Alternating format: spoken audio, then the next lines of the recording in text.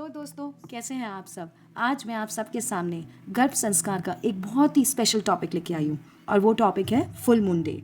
जैसे कि हम सब जानते हैं कि कल से कार्तिक की शुरुआत हो रही है और आज है शरद पूर्णिमा। शरद पूर्णिमा का दिन बहुत ही अच्छा होता है, तो मैं आपको इसके बारे में कुछ डिस्क्रिप्शंस देना चाहती हूँ। सबसे पहला, शरद पूर्णिमा जो है वो शरद ऋतु के फुल मून वाले दिन मनाई जाती है। इस दिन से कार्तिक की भी शुरुआत हो जाती है। सबसे लंबी रात होती है और सबसे सुंदर रात होती है पूरे साल की। सबसे इम्पोर्टेंट ये है कि शरद पूर्णिमा पर महारास हुआ था, जिसकी डिस्क्रिप्शन श्रीमद् भागवतम के कैंटो 10 के चैप्टर 29 में दी गई है। तो चलिए भगवान की इस लीला का थोड़ा सा स्मरण करते हैं।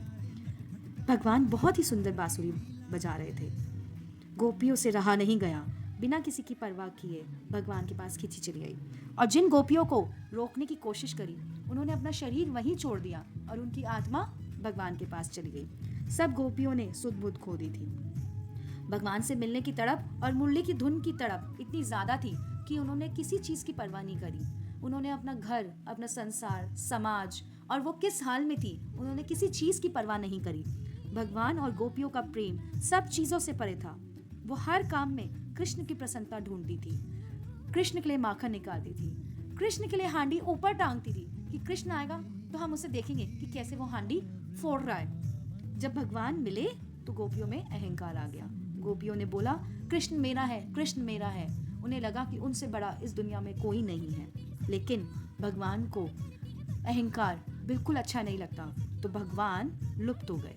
जब भगवान लुप्त हो गए तो गोपियां चली गई विरह में। गोपियों ने विरह में एक गीत गाया, उस गीत को हम लोग कहते हैं गोपी गीत और इसकी डिस्क्रिप्शन श्रीमद् भागवत के कैंटो 10 चैप्टर 31 में दी गई है। जब भगवान ने देखा कि गोपियों का अहंकार टूट गया है तो भगवान और गोपियों का पुनः मिलन हुआ, क्योंकि भगवान को अहंकार बिल्कुल पसंद नहीं है। इसलिए भगवान दोबारा से गोपियों के पास आ गए। इसकी डिस्क्रिप्शन श्रीमद् भागवतम के कैंटो 10 चैप्टर 32 में दी गई है। अब क्या था, जितनी गोपियां, भगवान ने अपना को उतना ही एक्सपैंड कर लिया ताकि गोपियां ये नहीं सोचे कि भगवान तो सिर्फ उसी गोपियों के साथ रास कर रहे हैं। नहीं, भगवान ने अपने आप को उन्हीं गोपियों के बराबर अपने आप को एक्सपैंड कर लिया था।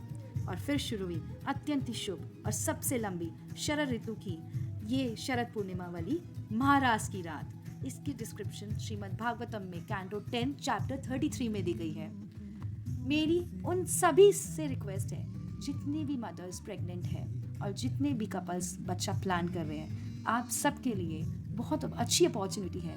कार्तिक का महीना है, शरद पूर्णिमा की रात है। जितना हो सके भगवान की लीला को स्मरण कीजिए, भगवान का नाम लीजिए, भगवान की लीलाएं सुनिए और भगवान की ही लीलाएं पढ़िए।